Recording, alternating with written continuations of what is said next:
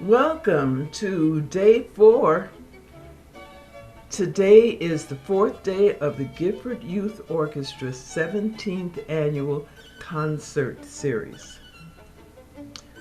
And I want to tell you about a couple of special people in our history, because I have a 2-minute opportunity to give you a little history lesson before our performer takes the stage.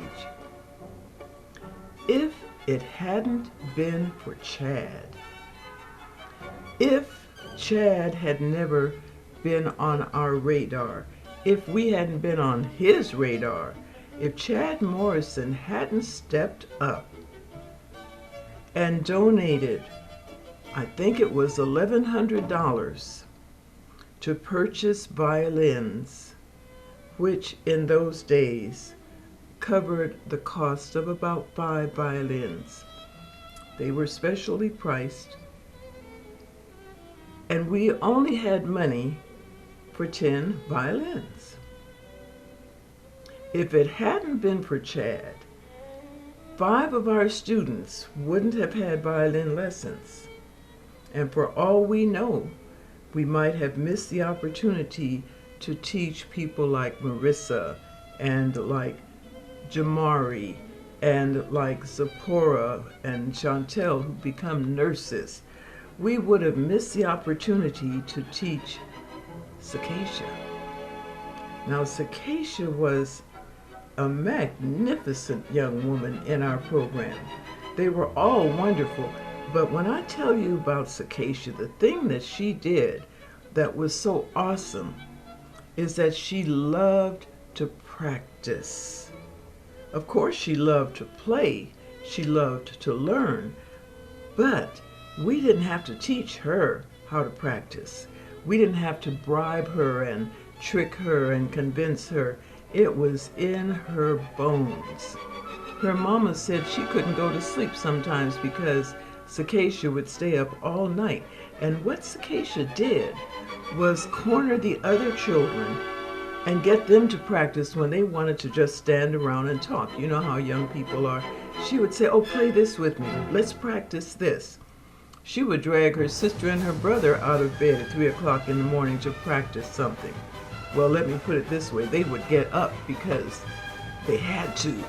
She would play music in their bedroom until they got up and picked up their violins and worked on whatever song it was.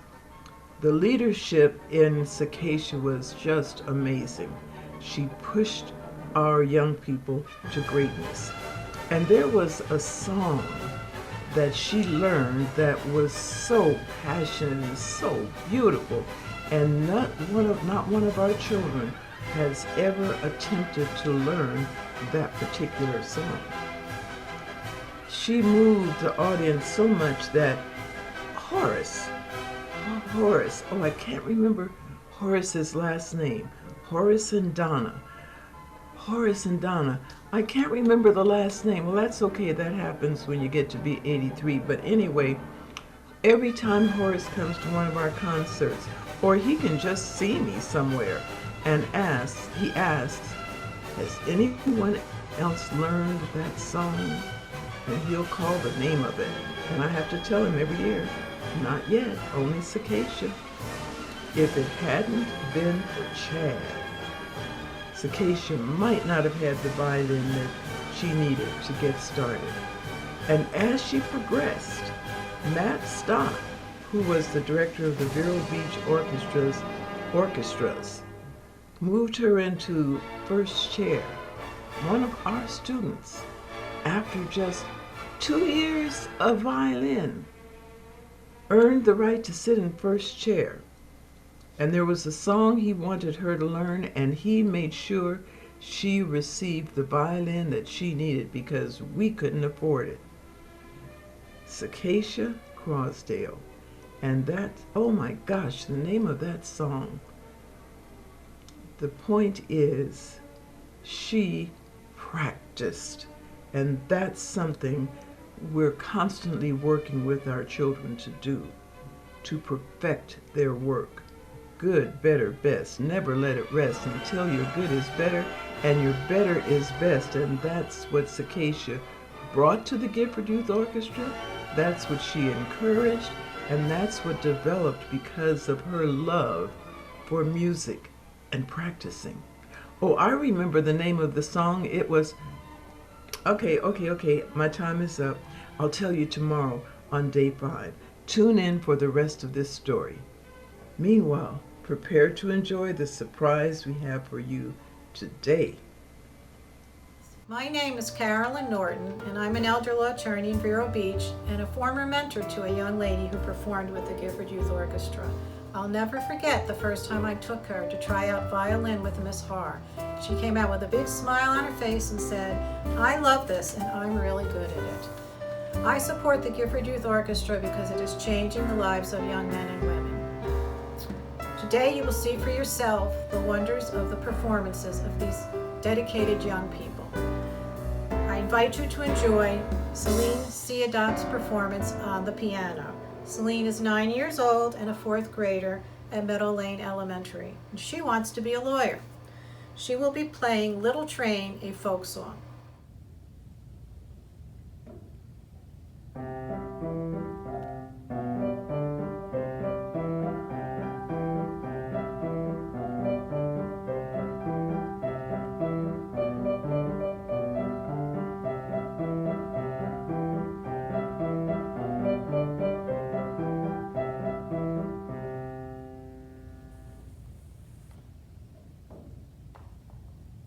Welcome to today's performance. My name is Marissa Rollins, and I am a former GYO alumni. I now currently teach violin out in Plant City. I'm happy to introduce to you Ayandel Enrique on violin. He is 13 in the 7th grade at St. Peter's School. He will be playing Ode to Joy by Beethoven.